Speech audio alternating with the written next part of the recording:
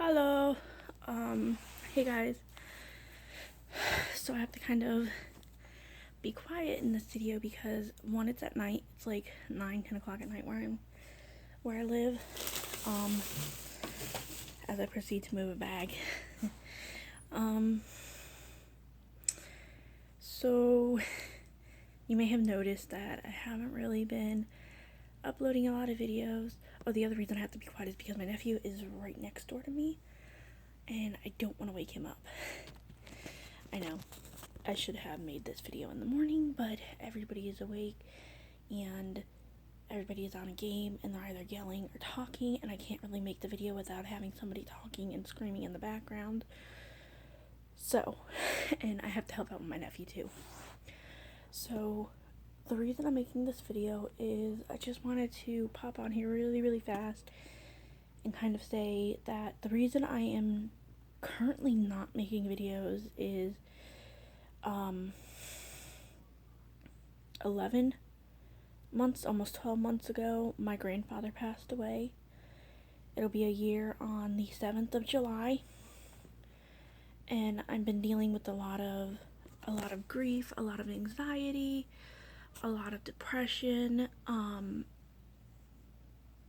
mainly just I really miss him. If you didn't know my grandfather in real life, then like you're missing out. My grandfather would have given you the shirt off of his back. He would give you his last $20 in his pocket if he had to. I mean, my grandfather was a good man. Like, if there was a saint on earth, he would come pretty close to being a saint. And it's really hard for me because I was a grandpa's girl. I got my way with my grandfather no matter what. I was just a blink and a bat and an eye and saying I love you, Pa, in the sweetest kind of voice I could say, and I was putty in his hands. I was his baby girl. I was, like, if you asked my grandfather what his greatest accomplishments in life would have been, he would have told you his family, his kids, and his grandkids, and his wife. Those were his greatest accomplishments in life. You know, my grandfather was a United States Marine. And I know somebody's gonna comment on here and say once a Marine, always a Marine. And you're right, he is a Marine. He was a Lance Corporal when he was in the Marine Corps. And it's hard dealing with the grief and I lost my grandfather on my father's side, so my dad's dad. I lost him when I was younger. I had to be around 8 or 9, and it was a lot easier then because I was younger, and I don't want to say I wasn't, but I was, you know, it was weird. I didn't know him. I knew him, but I didn't know him like my grandfather. So if you see a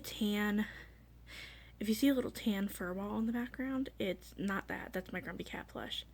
But if you see a little tan fur ball in the background on the blankets, as a matter of fact, I think you probably see her on the blankets.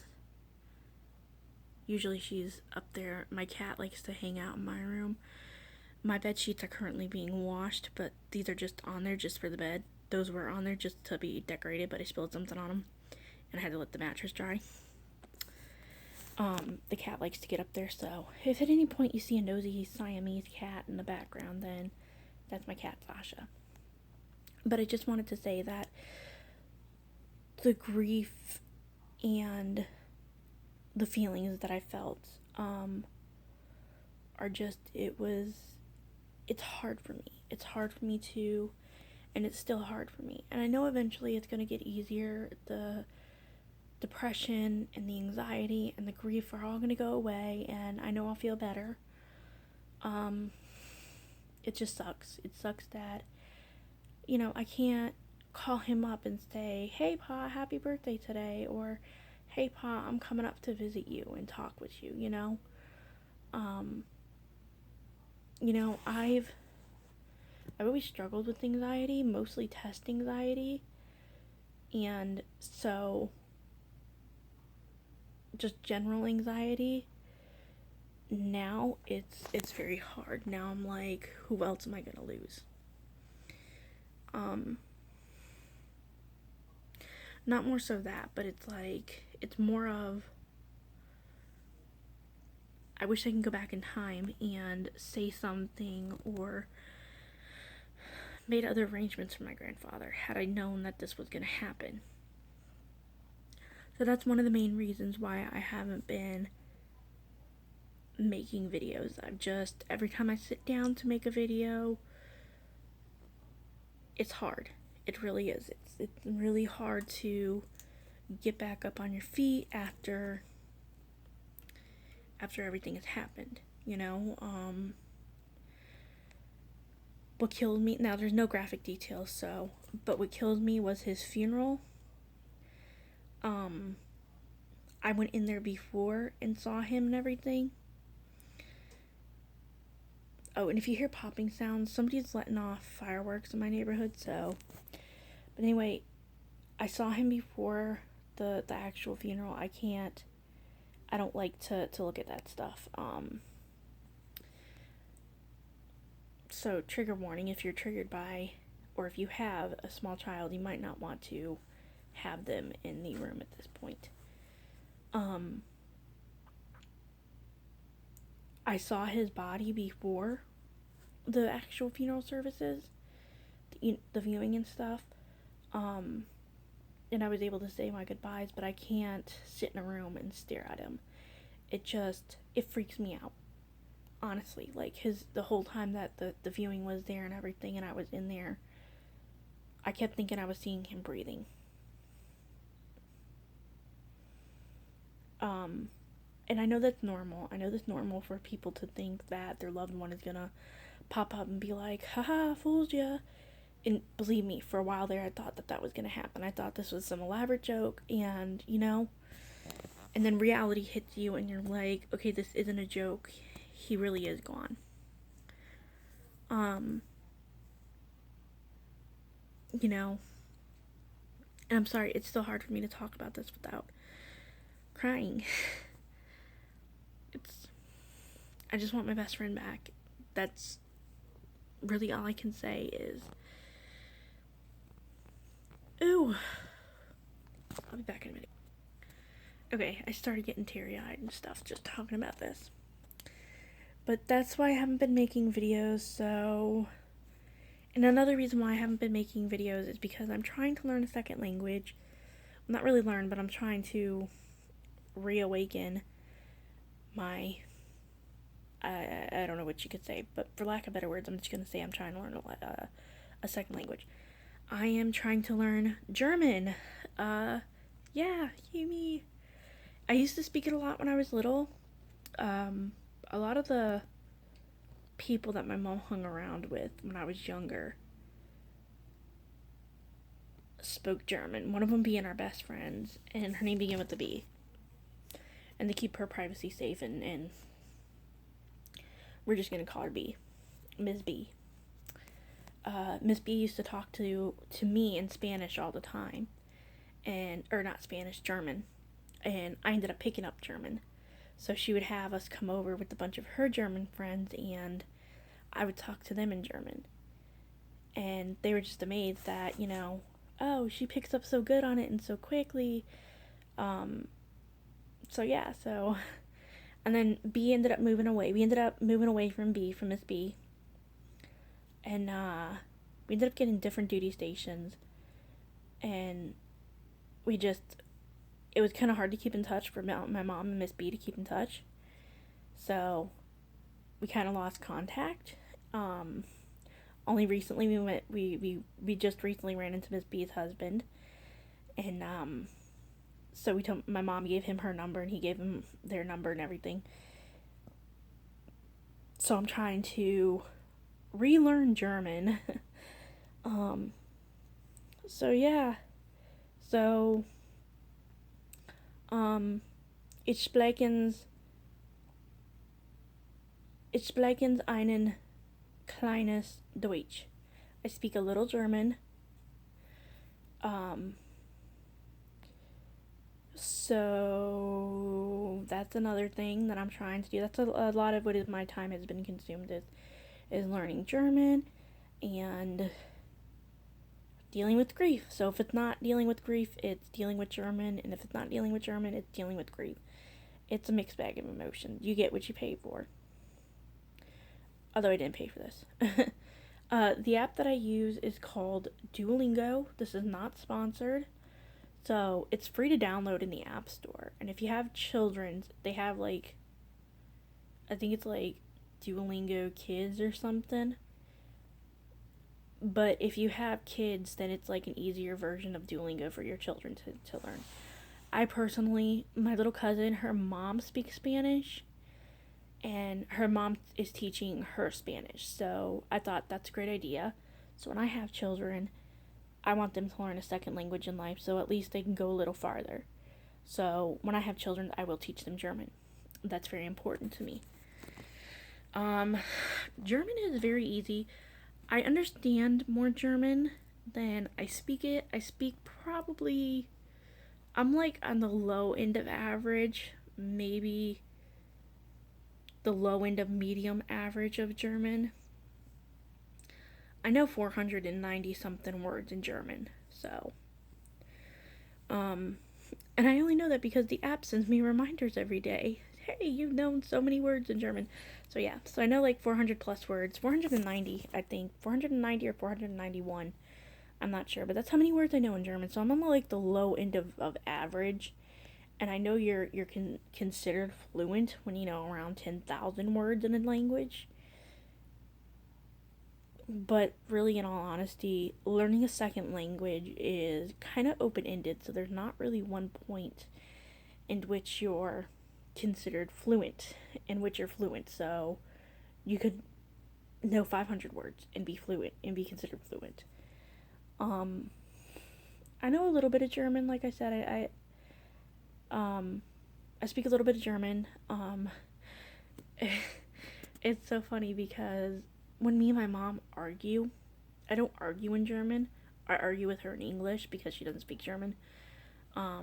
My dad, when he was younger, he was actually stationed in Germany, so he understands a lot. He understands what I'll say in German, and he'll be like, "Do you know what this means?" And I'm like, "Yeah, that means this." And if I don't, then I answer him honestly. Oh, I don't know what this means. And I have to say this phrase quietly because my dogs might hear me, but "Wir haben ein Hessenhound" means "who wants a hot dog." I have to say that word very quietly, but it means "who wants an HOTDOG." My dogs love those. So if I say it and they hear it, then they're going to start barking and the whole house is going to be awake. And my nephew's not going to want to go back to sleep, so it's like, So, yeah, and then, oh, if anybody lives in the Clarksville, Tennessee area, they are doing from the 27th of June to the 8th of July, the, La Penta and La Nina is in port at Riverside Drive, down on Riverside in the Cumberland River, and they're actually built to, well, La Nina is built to size, but I know they said that the Pinta wasn't because they just recently upscaled that.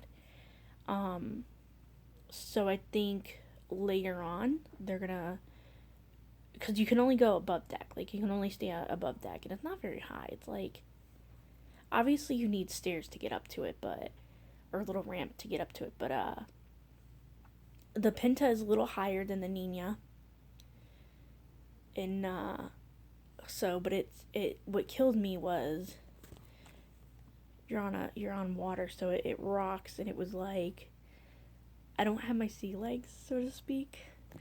I've only been on a boat 2 other times, previously. Think the first boat I went on, I was really young, and I forgot where we were going, but it was in Connecticut, and I was really young, and we had to take a boat to wherever we were going. And then my second time being a retired battleship that came into port, and so my third and fourth time were on La Pinta and La Nina. These are boats that were actually built using the equipment and stuff that they would have used in the 1400s when Christopher Columbus had sailed the oceans and stuff. And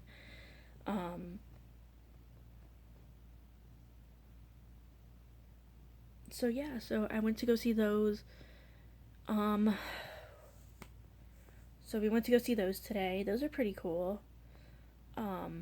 It's a bit of anxiety because anybody who knows, if you have to go down,